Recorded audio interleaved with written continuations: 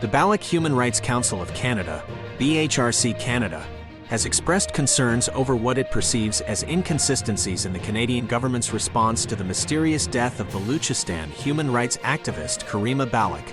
The BHRC Canada highlighted the contrasting reactions of the Canadian government in the cases involving the killings of pro-Khalistan separatist Hardeep Singh Nijjar and Baloch activists, raising questions about fairness and consistency. The BHRC Canada called on Prime Minister Justin Trudeau to provide a transparent and just response to the quest for justice in Karima Baloch's case. A study predicts a mass mammal extinction in 250 million years due to unprecedented heat from the formation of a supercontinent, creating a hostile, uninhabitable environment. The research models climate extremes in a future supercontinent, highlighting the lethal impact of a hotter sun, increased CO2, and tectonic processes. Mammals, including humans, may struggle to survive prolonged excessive heat, making this projected future environment unsurvivable.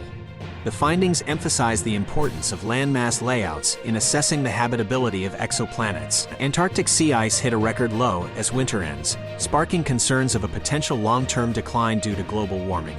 The National Snow and Ice Data Center, NSIDC, warned warm ocean waters in the Southern Ocean could exacerbate the trend. Declining sea ice affects adjacent ice sheets and exposes coastlines, disrupting the planet's climate balance.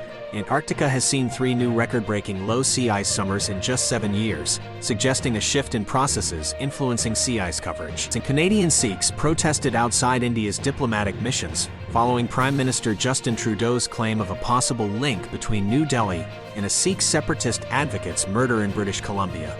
Demonstrators in Toronto and Vancouver burned an Indian flag and called for accountability, reflecting Canada's Sikh community's concerns. India dismissed Trudeau's allegations as absurd, leading to diplomatic expulsions and visa suspensions. Sikhs comprise a small percentage of India's population but are a majority in Punjab, advocating for an independent Sikh state.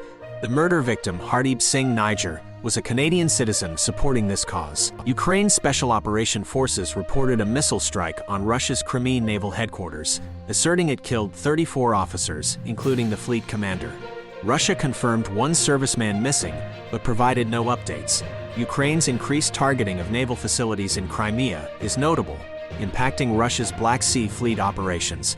The UK Ministry of Defence noted severe but localized damage to the fleet, impacting its regional patrols and asset defense.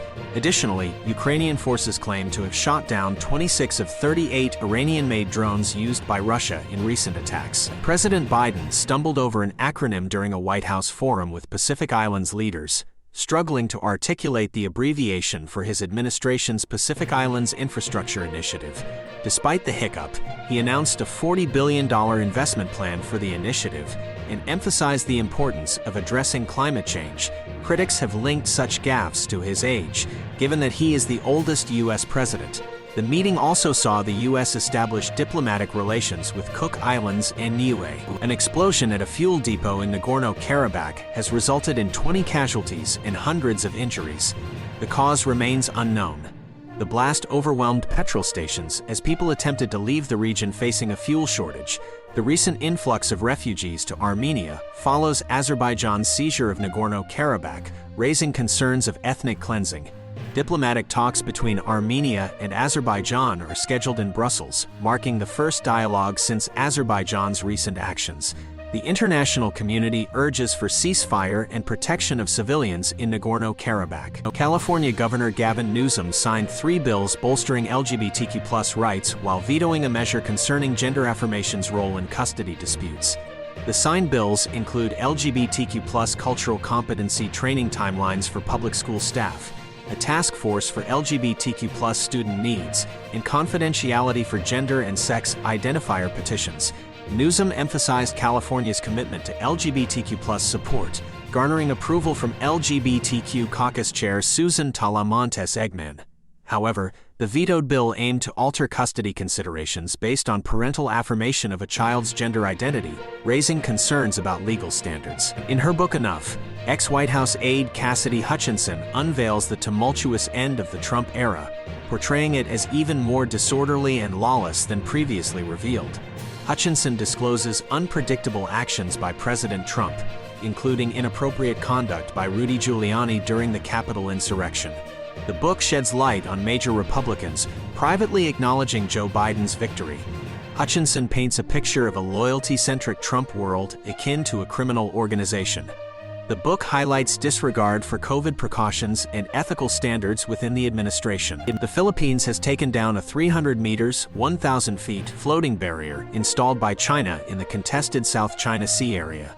The move, ordered by President Ferdinand Marcos Jr., followed claims by Manila that the barrier violated its fishing rights in the Scarborough Shoal. China, which claims a significant portion of the South China Sea, defended its Coast Guard's actions as necessary measures. The Philippines emphasized that the shoal is part of its national territory and cited navigation hazards and violations of international law. Tensions have escalated since Marcos Jr. took office, alarming China.